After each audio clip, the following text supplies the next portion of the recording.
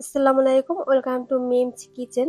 আজকের পর্বে তৈরি করে দেখাবো তালের চিরুনি পিঠা। পিঠাগুলো দেখতে যেমন আকর্ষণীয়, খেতে কিন্তু অসম্ভব মজার। আর পিঠা থেকে তালের রসে খুব সুন্দর একটা ফ্লেভার আসার কারণে আমার কাছে তো এই পিঠাটা অনেক বেশি ভালো লাগে। আপনারা চাইলে তালের সিজনে এই পিঠার রেসিপিটি ট্রাই করতে পারেন। আশা করি আমার আজকের সিম্পল রেসিপি আপনাদের কাছে ভালো লাগবে।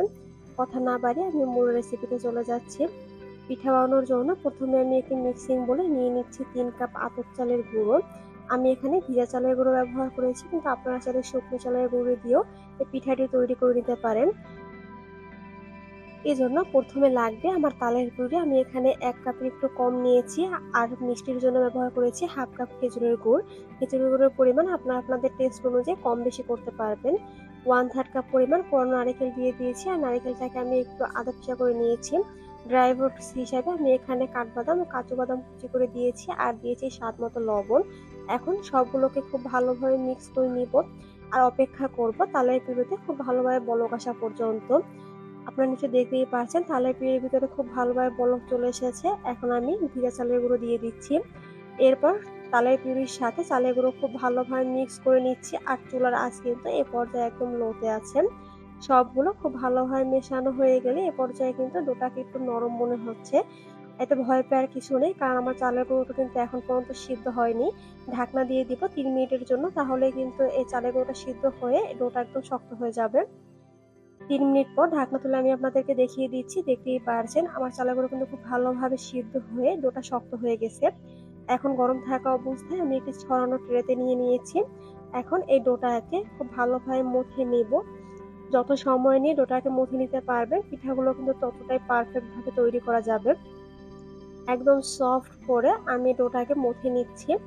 আমার ডো কিন্তু মথে না হয়ে গেছে, আর দেখতেই পাচ্ছেন কতটা সফট করে আমি ডোটাকে মথে নিয়েছি। এখন আমি পিঠা তৈরি করে দেখাবো। প্রথমে এখান থেকে আমি অল্প একটু ডো নিয়ে নিচ্ছি। এরপর এই ডোটাকে আমি হাতের তালু দিয়ে প্রথমে গোল করে নিব। তারপরে এক পাশ চিকন রেখে অন্য পাশ মোটা রেখে একটু লম্বাটে শেপের করে নিয়েছি। আপনারা নিশ্চয়ই দেখেই বুঝতে পারছেন আমি ঠিক কিভাবে করেছি। পিঠার ডিজাইন করার জন্য আমার লাগবে 2টি চিরুনি। একটি চিরুনির উপর আমি পিঠার ডো নিয়ে নিয়েছি, আর অন্য একটি চিরুনি দিয়ে এভাবে করে রোল করে নিচ্ছি। আর তাতেই কিন্তু পিঠার উপরে ও ভিতরে খুব সুন্দরভাবে ডিজাইন হয়ে যাবে। আমার একটি পিঠা কিন্তু তৈরি করা হয়ে গেছে, আর দেখতেই পাচ্ছেন পিঠাগুলো দেখতে কিন্তু অনেকটাই ঝিনুকের মতো হয়েছে। সেম প্রসেস ফলো করে আমি সবগুলো পিঠা বানিয়ে নিব। আমি আপনাদের বোঝার সুবিধার জন্য আরো একটি পিঠা বানিয়ে দেখাচ্ছি।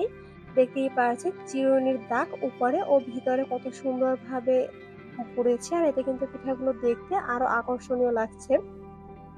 আমার সবগুলো পিঠা বানানো হয়ে গেছে। এখন চলে যাচ্ছে এই পিঠাগুলোকে সিদ্ধ করার জন্য।